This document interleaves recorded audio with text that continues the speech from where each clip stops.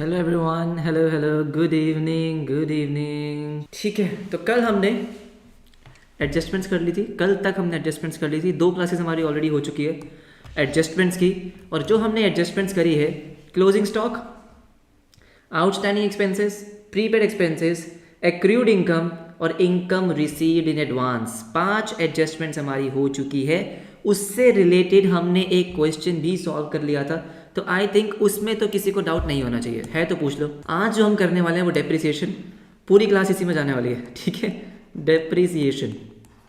जिनके पास डीके गोयल है दोस्तों, अनफॉर्चुनेटली डीके गोयल ने डेप्रिसिएशन को कुछ ज़्यादा इंपॉर्टेंस नहीं दी है। राइट, तो डेप्रिसिएशन उन्होंने कवर ही नहीं किया है, बहुत ही माइन्यूट सा कवर किया है, लेकिन डेप्रिसिएशन में मतलब बहुत कुछ है। राइट, तो आराम से वो कवर करेंगे। आओ फटाफट से। सबसे पहले तो डेप्रिसिएशन का मतलब क्या है, सबको पता है। डेप्रिसिएशन का मतलब है फिक्स्ड एसेट को आप यूज़ कर रहे हो, उससे बेनिफिट कंज्यूम कर रहे हो, तो उसकी वैल्यू डिक्लाइन हो रही है, उसको हम क्या बोलते हैं, डेप्रिसिएशन। राइट, अगर फॉर एग्जांपल मैं आपको बहुत ही सिंपल टर्म्स में बताऊं तो लेट्स से आपने मशीनरी यूज़ करी है, मशीनरी आपने परचेज करी है, वो मशीनरी है 5 लाख रुपीज़ की। ठीक है, 5 लाख रुपीज़ की है, तो उस टाइम पे आप इसकी लाइफ कैलकुलेट करते हो, जिसको हम क्या बोलते हैं, यूजफुल लाइफ। मतलब कितने सालों तक आप इस मशीन को यूज़ कर सकते हो इन योर बिजनेस। राइट, तो मान लेते हैं कि वो 5 ईयर्स है, आपने कैलकुलेट किया कि वो 5 ईयर्स है। स्ट्रेट लाइन मेथड के अकॉर्डिंगली लेट्स से कोई भी एसएलएम, कोई भी आपकी स्क्रैप वैल्यू नहीं है, रेसिडुअल वैल्यू नहीं है, तो आप क्या बोलते हो कि depreciation would be 1 lakh rupees per annum, है ना। सिंपली आप क्या बोलोगे, 1 लाख रुपीज़ का डेप्रिसिएशन आपको लगाना होगा पर एनम। बिल्कुल सही। अगर मैं डेप्रिसिएशन जो 1 लाख रुपीज़ आ रहा है इसको एक्सप्लेन करूं तो बहुत सिंपल सी चीज़ है। आपको पता है कि जब आप एसेट से कुछ बेनिफिट कंज्यूम करते हो वो एक्सपेंस हो जाता है। एक्सपेंस का मतलब क्या है, एक्सपेंस का मतलब ये है कि आपने बेनिफिट कंज्यूम कर लिया, उससे बेनिफिट ले लिया, आपका एक्सपेंस हो गया। आपने मशीनरी को अगर 1 साल यूज़ किया, आपने मशीनरी को फर्स्ट ईयर यूज़ किया, अब फर्स्ट ईयर यूज़ किया है तो एक्सपेंस तो आएगा ना, आपने मशीनरी से बेनिफिट लिया है। राइट, तो ये 5 लाख रुपीज़ वैसे तो क्या है, capital expenditure, this is capital expenditure. लेकिन जब आप फर्स्ट ईयर इसको पूरा यूज़ कर लेते हो तो फर्स्ट ईयर में आप 1 लाख रुपीज़ का एक्सपेंस रिकॉर्ड करते हो, और वो एक्सपेंस का नाम है डेप्रिसिएशन। ठीक है, आई थिंक इतना इंट्रोडक्शन बहुत है। डेप्रिसिएशन का आप पूरा फुल फ्लेज चैप्टर अपने टर्म 1 में ऑलरेडी पढ़ चुके हो। अब बात यह है, बात करते हैं एडजस्टमेंट की। ठीक है, देखो ध्यान से मेरी बात सुनो। एडजस्टमेंट का मतलब आप सबको समझ में आ गया। एडजस्टमेंट का मतलब था कि अभी भी कुछ ट्रांजैक्शंस रिकॉर्ड नहीं हुई, इसीलिए वो ट्रायल बैलेंस के बाहर दे रखी हैं। क्या दे रखा है, ट्रायल बैलेंस के बाहर दे रखा है। तो कई बार क्या होता है कि आप डेप्रिसिएशन रिकॉर्ड नहीं करते, आपने पूरे साल अकाउंटिंग कर ली, लास्ट में आपको डेप्रिसिएशन रिकॉर्ड करना होता है, लेकिन अभी तक अगर आपने नहीं किया है तो वो आपको क्या दे रहा होगा, वो आपको ट्रायल बैलेंस के बाहर दे रखा हो। अगर मैं आपको सिंपल सा एक एग्जांपल बताऊं, ठीक है, ये ले लो trial balance, this is your trial balance. Simply अब क्या हुआ है, इस ट्रायल बैलेंस में अगर आपने 5 लाख रुपीज़ की मशीनरी परचेज करी है, आपने अगर 5 लाख रुपीज़ की मशीनरी को परचेज किया है, तो आपने क्या किया होगा, डेबिट और क्रेडिट। तो मशीनरी को आपने दिखाया होगा यहाँ पे डेबिट साइड पे, आपने मशीनरी को रिकॉर्ड कर लिया, तो 5 लाख रुपीज़ की मशीनरी यहाँ पे शो हो रही होगी। सिंपल सी बात है, क्योंकि आपने डेप्रिसिएशन रिकॉर्ड नहीं किया है तो ट्रायल बैलेंस के बाहर, आउटसाइड द ट्रायल बैलेंस, वो आपको एक इंफॉर्मेशन देंगे कि प्लीज़ मशीनरी को डेप्रिशिएट कर दीजिए, डेप्रिशिएट मशीनरी। अब आपको पता है कि डेप्रिसिएशन आपके सिलेबस में 2 टाइप्स के हैं, 2 मेथड्स हैं। पहला मेथड है straight line method, SLM method, original cost. Second है आपका रिटन डाउन वैल्यू मेथड। तो किसी भी मेथड से वो आपको डेप्रिसिएशन रिकॉर्ड करने के लिए बोल सकता है। यहां पे अभी हम लेते हैं 10% एसएलएम, स्ट्रेट लाइन मेथड। अच्छा ठीक है, हम वो भी करेंगे, डब्ल्यूडीबी वाला भी। अभी हम यहाँ पे स्ट्रेट लाइन मेथड लेते हैं। अब मुझे एक बात बताओ, चलो मत बताओ, मैं खुद ही बताता हूँ। ठीक है, तो डेप्रिसिएशन आपको रिकॉर्ड करना है, डेप्रिसिएशन रिकॉर्ड करना है, तो इसके लिए मुझे क्या करना होगा, इसके लिए मुझे एडजस्टमेंट एंट्री रिकॉर्ड करनी होगी। एडजस्टमेंट को रिकॉर्ड करने के लिए मुझे क्या रिकॉर्ड करना होगा, एडजस्टमेंट एंट्री। एडजस्टमेंट एंट्री कुछ नहीं है, वही सेम जर्नल एंट्री है, क्योंकि आप एडजस्टमेंट्स की जर्नल एंट्री कर रहे हो, इसलिए उसको हम बोल रहे हैं एडजस्टमेंट एंट्री।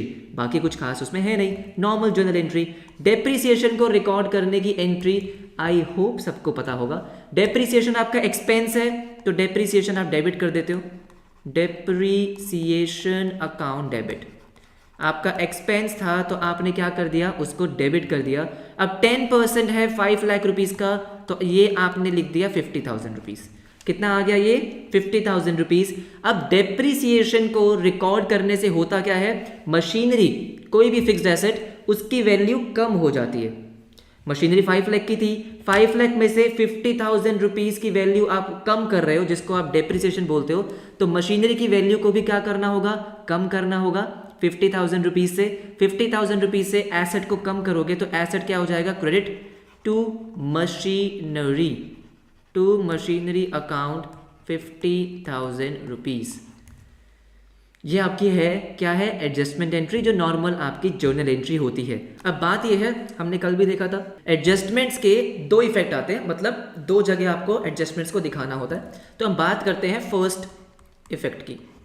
फर्स्ट इफेक्ट आपको साफ साफ दिख रहा है, पहला इफेक्ट कहाँ पे आने वाला है।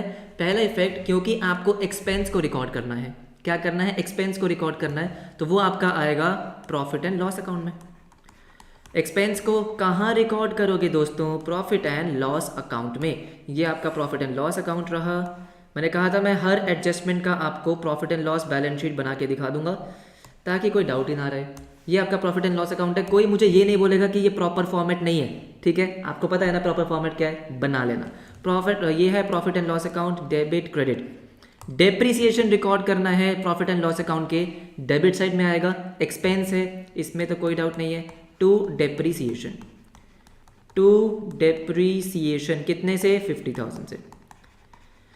ये हमारा क्या हो गया है, ये हमारा हो गया है फर्स्ट इफेक्ट, राइट, क्लियर है। सिंपली आपने डेप्रिसिएशन को एक्सपेंस रिकॉर्ड करा, प्रॉफिट एंड लॉस अकाउंट में जाना चाहिए था, चला गया, ओके। सेकंड ट्रीटमेंट क्या होगा, ध्यान से देखो। सेकंड ट्रीटमेंट जो इसका सेकंड इफेक्ट आएगा वो आएगा बैलेंस शीट में।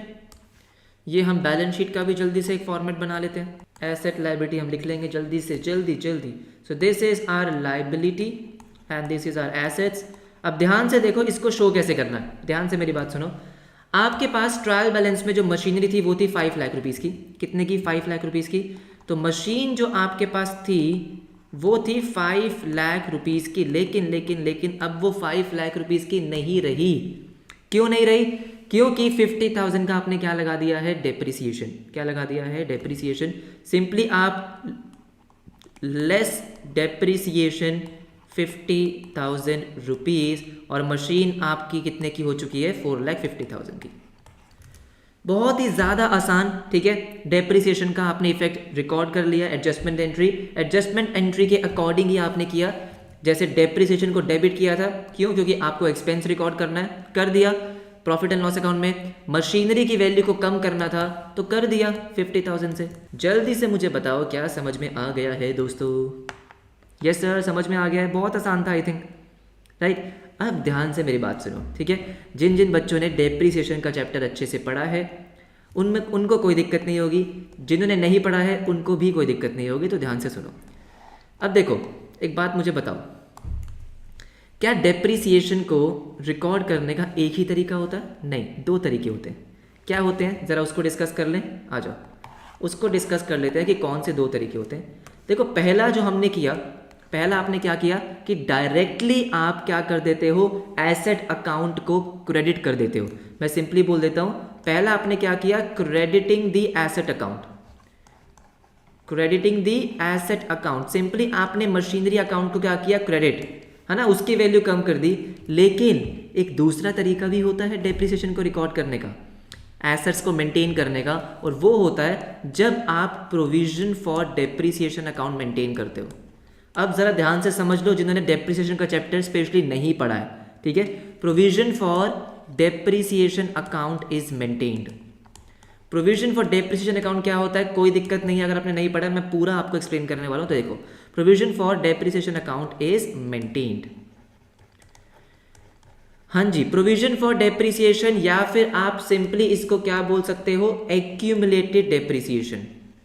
Accumulated depreciation. तो फटाफट से एक बार इसका इंट्रो लेते हैं, इसका इंट्रोडक्शन करते हैं कि ये होता क्या है। देखो, provision for depreciation account is maintain, ध्यान से समझते हैं कि इसका मतलब क्या। देखो, ये है आपका एक एसेट। क्या है? एसेट है, ठीक है। सिंपली आपकी मशीनरी है। ये क्या है? मशीनरी है, बिल्कुल सही। उसके बाद आप क्या करते हो, जब अगर मैं पहले मेथड की बात करता हूँ, पहले मेथड की अगर मैं बात करूंगा तो आप सिंपली करते क्या हो, मुझे एक बात बताओ।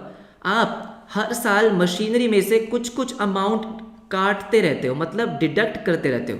मशीन जैसे फर्स्ट ईयर कुछ अमाउंट आपने डिडक्ट कर लिया डेप्रिसिएशन का, सेकेंड ईयर कुछ अमाउंट डिडक्ट कर लिया, थर्ड ईयर डिडक्ट कर लिया, और ये कहाँ जाता है? जो भी आप डालते हो ये होता है आपका डेप्रिसिएशन, है ना। सिंपली मैं बोल सकता हूँ, बिल्कुल बोल सकता हूँ, यस और नो, ये डेप्रिसिएशन होता है, बिल्कुल होता है। लेकिन दोस्तों सेकंड मेथड की अगर मैं बात करता हूँ, किसकी बात करूंगा मैं? सेकंड मेथड की बात करता हूँ। तो सुनो, आपको क्या करना था, ये मशीन आपकी थी 5 लाख रुपीस की। कितने की मशीन है? 5 लाख रुपीस की। सेकंड मेथड में एक अकाउंट ओपन होता है अलग से, ये रहा वो account, this is your account, और अकाउंट का नाम है provision for depreciation account. This is provision for depreciation account. अब होता क्या है, लेट्स से कि पहले साल का जो आपका डेप्रिसिएशन आया, जैसे आप डेप्रिसिएशन कैलकुलेट कर रहे थे अभी, अब वैसे ही करो। 5 लाख रुपीस का डेप्रिसिएशन है, 10%, तो जो आपका फर्स्ट ईयर का डेप्रिसिएशन आया 50,000, है ना।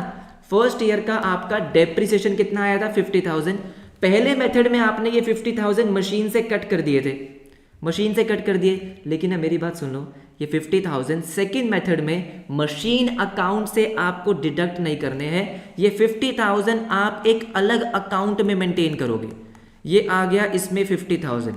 तो बेसिकली आपने क्या किया, जो डेप्रिसिएशन आपने कैलकुलेट किया था वो अब एसेट अकाउंट से माइनस करने की जगह एक अलग अकाउंट में डाल दिया, जिसका नाम है प्रोविजन फॉर डेप्रिसिएशन। क्या नाम है? Provision for depreciation. सर ऐसा क्यों करते हैं ऐसा? इसके पीछे का लॉजिक समझते हैं, क्यों करते हैं। देखो, अब होता क्या है कि एक आपके पास बैलेंस शीट है। क्या है? Balance sheet. अगर आप फर्स्ट मेथड फॉलो करते हो तो क्या होता है, हर साल मशीन से वैल्यू कम होती रहती है, और कम होने के बाद आपको वैल्यू दिखती है। तो आपको ये कभी पता ही नहीं चलता कि वो मशीन एक्चुअली में उसकी ओरिजिनल कॉस्ट क्या थी। जैसे फॉर एग्जांपल अगर मैं आपको दिखाऊं, जैसे ये है ना, तो ये तो आपने भी वर्किंग करके दिखाई है, लेकिन जब बैलेंस शीट बनती है बिजनेस की तो ये वर्किंग करने की जरूरत नहीं होती, सिंपली मशीन 4,50,000 से दिखती है। यही होता है, 4,50,000 से आपकी मशीन दिखती है, राइट। तो आप क्या करते हो, हर साल इसकी वैल्यू कम करते जाओगे, लेट्स से 50,000 से, तो आपको कभी पता ही नहीं चलेगा। लेट्स से आप 5 साल बाद बिजनेस की बैलेंस शीट देख रहे हो, क्या आपको कभी पता चल पाएगा कि ये एसेट एक्चुअली में था कितने का? नहीं, इस मेथड में ऐसा नहीं हो सकता। लेकिन जो ये मेथड है, हमारा सेकंड वाला मेथड है, उसमें क्या होता है, उसमें आप कैसे शो करते हो? तो मेरी बात ध्यान से सुनो, जो ये डेप्रिसिएशन है ये तो प्रॉफिट एंड लॉस अकाउंट में जाएगा ही जाएगा, इसमें कुछ चेंज नहीं है। चेंज है सिर्फ और सिर्फ बैलेंस शीट के प्रेजेंटेशन में। क्या प्रेजेंटेशन होता है ये मैं आपको बैलेंस शीट में दिखाता हूं। ये रही आपकी बैलेंस शीट, ठीक है, ये बैलेंस शीट है। अब देखो इसमें होता क्या है, आपने एसेट को दिखाना है, एसेट आप दिखाओगे, ये एसेट आपने दिखाया machine, this is your machine, कितने की? 5 लाख की, बिल्कुल सही। आप इसमें से लेस करके दिखाते हो, less accumulated depreciation. Accumulated depreciation का मतलब प्रोविजन फॉर डेप्रिसिएशन ही होता है, दोनों सेम ही मान के चलोगे आप, ठीक है। एक्यूमुलेटेड डेप्रिसिएशन या प्रोविजन फॉर डेप्रिसिएशन कितना? 50,000 का। तो नेट कितना आया? 4,50,000। कुछ भी चेंज नहीं हुआ सर, ये तो सेम ही है, बिल्कुल सेम है। सेकेंड ईयर की बात करते हैं, आ जाओ, सेम है, कुछ चेंज नहीं हुआ। सेकेंड ईयर में देखो क्या हुआ, सेकेंड ईयर में क्या हुआ। अब सेकेंड ईयर में भी आप मान लो कि आपने डेप्रिसिएशन कैलकुलेट किया 50,000, कितना कैलकुलेट किया? 50,000। ये 50,000 दोबारा आप मशीनरी से माइनस नहीं कर रहे, आप दोबारा से इसी अकाउंट में डाल रहे हो। अब इस अकाउंट में पहले ही 50,000 रखे हुए थे, 50,000 और आ गए, 50,000 और आ गए, तो इस अकाउंट में अब कितने हो चुके हैं? 1 लाख रुपीस। कितने हो चुके हैं? 1 लाख रुपीस। तो आप इस साल का ट्रीटमेंट क्या करोगे? ये 50,000 तो जाएगा पीएनएल में, एक्सपेंस है वो तो हर बार जाएगा, कोई दिक्कत नहीं है। लेकिन अब मेरी बात ध्यान से सुनो, जब आप सेकेंड ईयर की बैलेंस शीट बनाओगे, सेकेंड ईयर की बैलेंस शीट जब आप बनाओगे तो मशीनरी को 5 लाख की ही दिखाओगे, मतलब जो उसकी ओरिजिनल कॉस्ट होती है उसी पे दिखाओगे, चेंज नहीं करोगे। ये मैं कब की बात कर रहा हूं, सेकेंड मेथड की, प्रोविजन फॉर डेप्रिसिएशन की। चेंज क्या करोगे, एक्यूमुलेटेड डेप्रिसिएशन को 1 लाख रुपीस, कितना आ गया 4 लाख। मुझे बताओ अगर आप फर्स्ट मेथड फॉलो करते तब भी 4 लाख रुपीस आता और तब भी 50,000 का डेप्रिसिएशन पीएनएल में जाता। सेकंड मेथड फॉलो कर रहे हो तब भी आ रहा है, तो फर्क क्या है, फर्क ये है कि मशीन हमेशा उसकी ओरिजिनल कॉस्ट पे ही शो होगी, उस पे जितना भी डेप्रिसिएशन आपको लगाना है आप लगाओ, लेकिन वो सारा डेप्रिसिएशन आप एक्यूमुलेट कर रहे हो, इकट्ठा कर रहे हो एक अलग अकाउंट में जिसका नाम है प्रोविजन फॉर डेप्रिसिएशन अकाउंट या फिर एक्यूमुलेटेड डेप्रिसिएशन अकाउंट। क्या मेरी बात समझ में आ गई कि प्रोविजन फॉर डेप्रिसिएशन क्या है?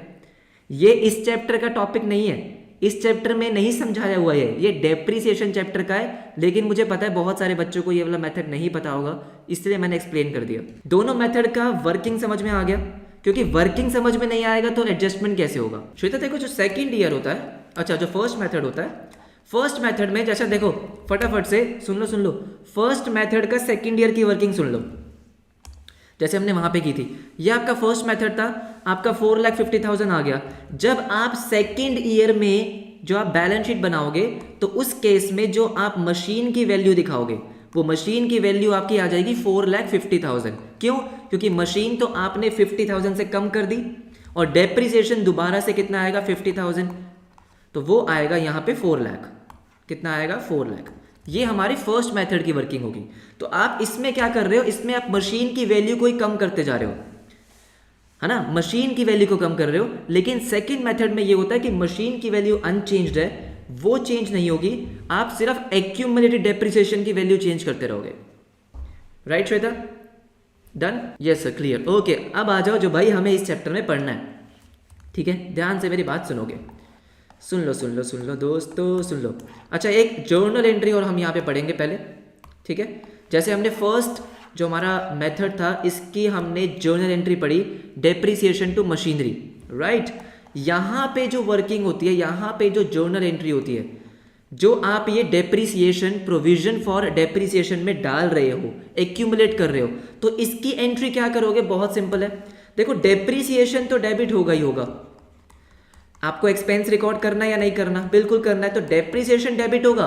उस वाले मेथड में आप मशीनरी अकाउंट को कर रहे थे क्रेडिट, इस वाले मेथड में मशीनरी अकाउंट नहीं होगा क्रेडिट। यहां पे आप क्या करोगे? क्रेडिट टू एक्यूमुलेटेड डेप्रिसिएशन, या सिंपली यहां पे लिख लो to provision for depreciation account, provision for depreciation account. ठीक है, आई थिंक इसमें तो किसी को प्रॉब्लम नहीं होगी। राइट, अब आते हैं अपनी एडजस्टमेंट्स पे। एडजस्टमेंट्स पे आ जाओ जरा।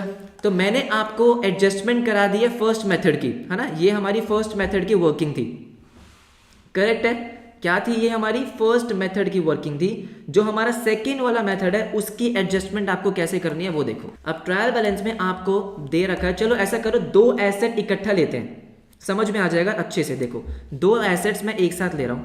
एक मैं ले लेता हूं मशीनरी, क्या ले लेता हूं? मशीनरी। मशीनरी हम ले लेते हैं 2 लाख रुपीस की। ये ट्रायल बैलेंस है और ये डेबिट साइड है, ये आपकी क्रेडिट साइड है। 2 लाख रुपीस का मैंने मशीनरी ले लिया और फिर मैंने लिया फर्नीचर। फर्नीचर आपका है 1 लाख रुपीस का, 1 लाख रुपीस का। ओके, हाँ Keshav, I know, I think ये टीएस का एग्जांपल है तो देख लो। Machinery 2 lakh, furniture 1 lakh. अब आपको दे रखा है एक्यूमुलेटेड डेप्रिसिएशन, या फिर प्रोविजन लिख लो बेशक, प्रोविजन फॉर डेप्रिसिएशन का बैलेंस। एक एक चीज़ बहुत ध्यान से समझनी है, अगर आपको समझना है कॉन्सेप्ट को तो समझ लो। मशीनरी और ये फर्नीचर, इनका आपको बैलेंस दे रखा है ट्रायल बैलेंस में, कितना 60,000 और 27,100। पहले तो हम इस ट्रायल बैलेंस को समझते हैं। ठीक है, पहले तो हम इस ट्रायल बैलेंस को जरा समझते हैं कि ये क्या है। देखो ट्रायल बैलेंस बोल रहा है कि आपका जो मशीनरी है वो है 2 लाख रुपीस का, फर्नीचर 1 लाख रुपीस का। अब ट्रायल बैलेंस में अगर आपको प्रोविजन फॉर डेप्रिसिएशन का बैलेंस दे रखा है और ऑफ कोर्स इसका बैलेंस क्या होगा, क्रेडिट। क्यों होगा क्रेडिट? अभी मैंने आपको जर्नल एंट्री बताई थी कि आप एंट्री क्या पास करते हो, depreciation to provision for depreciation. तो टू प्रोविजन फॉर डेप्रिसिएशन हमेशा क्या होगा, क्रेडिट होगा, ठीक है। प्रोविजन फॉर डेप्रिसिएशन आप क्या करोगे, क्रेडिट। क्यों? क्योंकि वो एक ऐसा अकाउंट है जो एसेट को कम कर रहा है। एसेट को कम करने के लिए तो बना है। ये आप क्या कर रहे हो, ये अकाउंट क्या कर रहा है, एसेट की वैल्यू को कम कर रहा है, इसलिए क्या है, इसका क्रेडिट बैलेंस है। क्रेडिट बैलेंस है तो कहां शो हो रहा है, क्रेडिट में। ये बात समझ में आती है, ठीक है। तो प्रोविजन आपको दे रखा है, इसका मतलब क्या है कि 2 लाख रुपीस की जो मशीनरी है उस पे अभी तक, जब से आपने मशीनरी को किया है परचेज, अब तक टोटल डेप्रिसिएशन 60,000 रुपीज का लग चुका है। मैं दोबारा रिपीट कर रहा हूं, ठीक है। मुझे पता है ये डेप्रिसिएशन का कॉन्सेप्ट है, डेप्रिसिएशन चैप्टर वाला, लेकिन यहां पे आपको समझना जरूरी है। 2 लाख रुपीस की मशीनरी है, आपको प्रोविजन फॉर डेप्रिसिएशन दे रखा है 60,000 का। जब भी आपको प्रोविजन फॉर डेप्रिसिएशन दे रखा होगा, इसका मतलब ये दोनों क्या है, ये दोनों ओरिजिनल कॉस्ट है, ये दोनों आपकी ओरिजिनल कॉस्ट है। ओरिजिनल कॉस्ट का मतलब क्या है कि जितने की आपने परचेज करी थी उतनी ही वैल्यू है।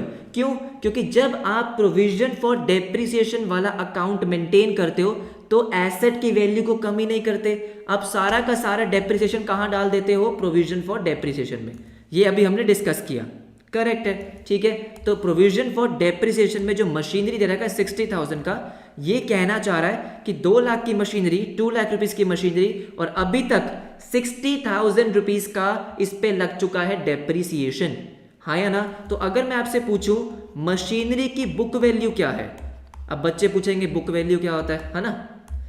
आई नो कुछ बच्चे होंगे जो पूछेंगे बुक वैल्यू क्या होता है। बुक वैल्यू का मतलब है कॉस्ट माइनस डेप्रिसिएशन, कि उसकी आज की डेट में वैल्यू क्या है, आज की उसकी वैल्यू क्या है। तो आप क्या बोलोगे सर, 2 लाख रुपीस माइनस 60,000, 1,40,000, यही बात है। जैसे फॉर एग्जांपल अपने एग्जांपल में ये 4 लाख रुपीस क्या है, ये 4 लाख रुपीस मशीनरी की बुक वैल्यू है, करेक्ट है, ओके। तो ये आपकी बुक वैल्यू आ गई। सिमिलरली फर्नीचर भी, ठीक है। मैंने आपको ट्रायल बैलेंस समझा दिया। अब आपको एडजस्टमेंट में दे रखा है, ध्यान से सुनो क्या दे रखा है, ये समझ में आ गई तो फिर इसका मतलब आपको एडजस्टमेंट समझ में आ गई, राइट। तो ट्रायल बैलेंस में आपको ये सब चीज दे रखी थी। अब उसके बाद क्या दे रखा था वो मैं नेक्स्ट पेज पे लिख रहा हूँ। मशीनरी के लिए आपको क्या दे रखा है कि मशीनरी पे 10% per annum straight line method से लगाना है डेप्रिसिएशन। और फर्नीचर के लिए आपको दे रखा है 10%, ये 10% पर एनम आपको निकालना है WDV मेथड से। अब देखो ध्यान से सुनो, अगर आपको ये एडजस्टमेंट दे रखी है, क्या दे रखी है, ये एडजस्टमेंट दे रखी है, ट्रायल बैलेंस के बाहर आपको ये चीज़ें दे रखी है, तो इसका मतलब ये है कि अभी तक इस साल का डेप्रिसिएशन आपने अकाउंट नहीं किया, इस साल का डेप्रिसिएशन नहीं लगा है। ये बात तो समझ में आती है सबको। अगर ट्रायल बैलेंस के बाहर आपको कोई भी ट्रांजैक्शन दे रखी है, उसका मतलब ये है कि अभी तक वो रिकॉर्ड नहीं हुई है। ये हमने फर्स्ट क्लास में डिस्कस किया था। तो इसका मतलब कि जो मशीनरी पे आपको लगाना है डेप्रिसिएशन, वो डेप्रिसिएशन आपको कैलकुलेट करना होगा। तो पहले हम मशीनरी की बात करेंगे, उसके बाद हम फर्नीचर की बात करेंगे। पहले हम किसकी बात करेंगे, मशीनरी की। उस पर जो मेथड है वो है SLM method, straight line method, ठीक है। देखो आपने डेप्रिसिएशन नहीं लगाया है तो लगाओगे 10% से। मुझे बताओ स्ट्रेट लाइन मेथड पे जो आप डेप्रिसिएशन लगाते हो वो लगाते हो उसकी ओरिजिनल कॉस्ट पे। किस पे लगाते हो, ओरिजिनल कॉस्ट पे। मशीनरी की ओरिजिनल कॉस्ट कितनी है, 2 लाख। 2 लाख पे 10% आपको डेप्रिसिएशन लगाना है। एंट्री क्या पास करूंगा, एडजस्टमेंट एंट्री क्या होगी, डेप्रिसिएशन अकाउंट डेबिट। क्या होगी, डेप्रिसिएशन अकाउंट डेबिट। कितने से, 10% ऑफ 2,20,000। अब रुक जाओ, अभी रुक जाओ। वैसे तो मैं क्या लिखता, 2 मशीनरी, लेकिन क्योंकि यहां पे आपने प्रोविजन फॉर डेप्रिसिएशन मेंटेन कर रखा है। क्या मेंटेन कर रखा है, प्रोविजन फॉर डेप्रिसिएशन, तो आप डायरेक्टली एसेट को क्रेडिट नहीं करते। ये बात समझ में आ गई। आप डायरेक्टली मशीनरी की वैल्यू कम नहीं करते, आप सारा का सारा डेप्रिसिएशन कहां डाल देते हो, प्रोविजन फॉर डेप्रिसिएशन अकाउंट में। ये एंट्री अभी हमने सीखी थी। प्रोविजन फॉर डेप्रिसिएशन अकाउंट में ये है मेरी मशीनरी की एडजस्टमेंट एंट्री। इसका इफेक्ट क्या होगा एक एक करके ध्यान से देखेंगे। फर्स्ट इफेक्ट, अगर मैं बात करता हूं फर्स्ट इफेक्ट की, तो फर्स्ट इफेक्ट क्या होगा, देखो सबसे पहला, क्योंकि डेप्रिसिएशन तो एक्सपेंस है, ये तो 100% हर केस में, in any case profit and loss account में जाएगा ही जाएगा। तो प्रॉफिट एंड लॉस अकाउंट, ठीक है, तो प्रॉफिट एंड लॉस अकाउंट में क्या किया मैंने, डेप्रिसिएशन लिखना है, सिंपल लिख दिया, to depreciation on machinery, to depreciation on machinery कितना है 20,000, डन, कोई प्रॉब्लम नहीं है। दूसरा क्या है कि भाई आपने प्रोविजन फॉर डेप्रिसिएशन में, जैसे मैंने आपको यहाँ पे हमने देखा था कि जो भी डेप्रिसिएशन होता है वो सारा का सारा कहाँ जाता है, प्रोविजन फॉर डेप्रिसिएशन में। तो यही तो किया आपने, डेप्रिसिएशन जो आपने मशीनरी का कैलकुलेट किया वो आपने एक्यूमुलेट करने के लिए कहाँ डाल दिया है, प्रोविजन फॉर डेप्रिसिएशन में। तो इसका मतलब हो गया कि प्रोविजन फॉर डेप्रिसिएशन का बैलेंस बढ़ गया। जैसे पहले यहाँ पे 50,000 था, 50,000 और डाल दिया तो 1 लाख हो गया। सिमिलरली यहाँ पे भी जब मैं बैलेंस शीट बनाऊंगा, क्या बनाऊंगा, बैलेंस शीट। अब बहुत ध्यान से देखो बैलेंस शीट, जिन्होंने डेप्रिसिएशन चैप्टर कर रखा है उनके लिए तो ये बहुत सिंपल होगा, लेकिन जिन्होंने नहीं किया उनको समझना ज़रूरी है। ये है आपकी लाइबिलिटी, ये है एसेट, राइट। तो पहले हम बात करेंगे मशीनरी की। मशीनरी कितने की है, मशीनरी आपको दे रखी है क्वेश्चन में, आपको मशीनरी 2 लाख की दे रखी है, तो 2 लाख रुपीज़ आप यहाँ पे लिखते हो। ये चेंज होने वाला नहीं है। जब भी आप प्रोविजन फॉर डेप्रिसिएशन मेंटेन करोगे ये वैल्यू चेंज नहीं होगी, हमेशा ओरिजिनल कॉस्ट पे ही शो होगी, ठीक है। आप लेस करोगे क्या, प्रोविजन फॉर डेप्रिसिएशन, कि टोटल डेप्रिसिएशन आप इस पे कितना लगा चुके हो। तो आपको ट्रायल बैलेंस में कितना दे रखा है 60,000, कि 60,000 तो आप पहले ही लगा चुके हो, 60,000 का आप पहले ही लगा चुके हो। 60,000 का पहले लगा दिया, 20,000 का अब दोबारा लगा रहे हो। 20,000 का आपने एंट्री पास करी है, ये रही 20,000 आप दोबारा से उसमें डाल रहे हो, तो टोटल बैलेंस कितना हो गया 80,000, कितना हो गया 80,000, और मशीनरी की वैल्यू कितनी आ गई 1,20,000। हाँ जी, जल्दी से बताओ समझ में आ गया। आई थिंक मैंने काफ़ी डिटेल में समझा दिया, लेकिन डाउट है तो प्लीज़ पूछ लो, प्लीज़ पूछ लो।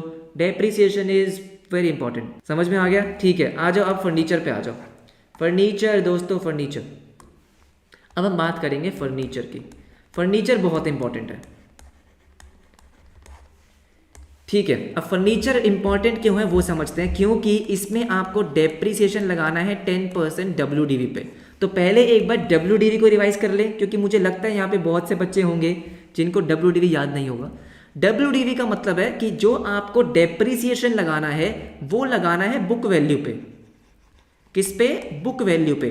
बुक वैल्यू का मतलब क्या है कि भाई जो आपके एसेट की वैल्यू है, कॉस्ट है, माइनस डेप्रिसिएशन, जो वैल्यू आएगी उस पे लगेगा डेप्रिसिएशन। डेमो के लिए अगर 100 रुपीज़ का फर्नीचर है, आपने पहले साल में 10 रुपीज़ का डेप्रिसिएशन लगाया तो 90 आ गई इसकी बुक वैल्यू, अगले साल 90 पे लगेगा डेप्रिसिएशन। ये होता है WDV, राइट। अब ध्यान से मेरी बात सुनो, आपको 10% लगाना है, बिल्कुल लगाना है।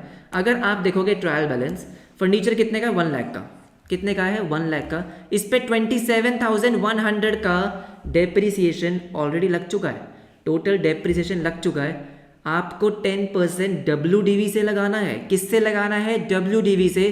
तो मुझे बताओ जो डेप्रिसिएशन आप कैलकुलेट करोगे वो डेप्रिसिएशन आप किस पे करोगे, 1 लाख पे या फिर 1 लाख माइनस 27,100 पे। तो आप करोगे 10% ऑफ बुक वैल्यू कितनी आएगी उसकी 1 लाख और माइनस 27,100। 27,100 क्या है कि उस पर जितना डेप्रिसिएशन ऑलरेडी लग चुका है, तो ये आ जाएगा हमारा 72,900, जैसे कि हमारे बच्चे निशान ने बोला है, ठीक है। 1 lakh minus 27,100 into 10% 7290। Well done Nishant, 7290 पे लगेगा इसका, 7290 इज द डेप्रिसिएशन। देखो आपको करनी है एडजस्टमेंट एंट्री पास। एडजस्टमेंट एंट्री में कुछ फर्क नहीं है, ट्रीटमेंट में भी कोई फर्क नहीं है। फर्क जो था वो था सिर्फ और सिर्फ डेप्रिसिएशन के कैलकुलेशन के मेथड में। अगर मैं एडजस्टमेंट एंट्री रिकॉर्ड करूंगा तो वही एंट्री है। क्या एंट्री है, depreciation account debit, depreciation account debit करोगे to provision for depreciation. Entry में कोई चेंज नहीं है क्योंकि ट्रीटमेंट में कोई चेंज नहीं है, बस डेप्रीसिएशन के कैलकुलेशन में चेंज हो गया। एंट्री तो वही रहेगी 7290। अगर मैं इसके दो इफेक्ट आपको बताऊंगा तो वही सेम इफेक्ट कि एक तो आएगा पीएनएल अकाउंट में, यहां आप लिख दोगे टू डेप्रीसिएशन ऑन फर्नीचर। वैसे तो आप दोनों का इकट्ठे भी लिख सकते हो, मैं आपको बताऊंगा कैसे। 7290 ये तो हो गया आपका फर्स्ट इफेक्ट। सेकेंड इफेक्ट वही सेम, आओ उस पे आओ बैलेंस शीट पे। ये है आपका फर्नीचर। क्या है? फर्नीचर। कितने का? 1 लाख का। इसमें से आप क्या करोगे? Less provision. अब प्रोविजन जो है वो पहले कितने का था? 27,100 का। कितने का था? 27,100 का।